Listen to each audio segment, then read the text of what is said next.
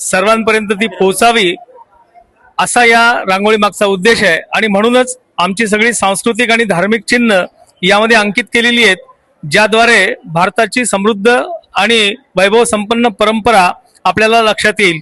मग स्वस्तिक आहे, कमळाचं फूल आहे, हे सगळी मांगलिक आणि सांस्कृतिक चिन्ह आहेत, ती आम्ही दरवर्षी आवर्जून या रांगोळीमध्ये रेखाटत असतो। तर देशपांडे सरांनी यामध्ये जे जे काही वेगवेगळे चिन्ह आहेत त्यांचा अर्थ नेमका आपल्या भारतीय संस्कृतीत काय होतं सांगितलेलं आहे। तर त्याबद्दल मला सर्वांना अजून एकदा एक शुभेच्छा मला द्यायच्या आहे। अजून कोणाला काही बोलायचं असेल तर बोलू शकला,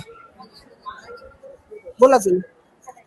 अजून गोपद्म, केंद्रवर्धिनी, स्वस्तिक, असे सर्परेषा, असे अनेक चिन्ह आपल्या संस्कृतीमध्ये आहेत। त्याचा आम्ही शुभ रांगोळीमध्ये आम्ही त्या चिन्हांचा उपयोग करतो आणि शुभ मानला जातो।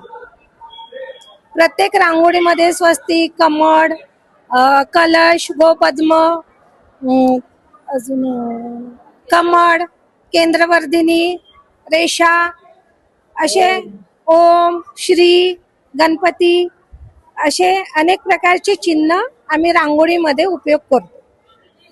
तर आपल्या सर्वांप्रती कृतज्ञता व्यक्त करतो की आपण असा हा सामाजिक संदेश देऊन आपला भारत हा सर्व धर्म समभावाचं प्रतीक आहे, लोकशाही प्रधान आणि जगातली सर्वात मोठी लोकशाही आपल्या भारतात आहे। जगातले सर्वात जास्तीत जास्त धर्म जाती आपण गुन्हा गोविंदाने राहतो आणि हीच आपल्या भारताची ओळख आहे। हीच ओळख आपल्याला कायम ठेवायची आहे। जय हिंद, जय भारत।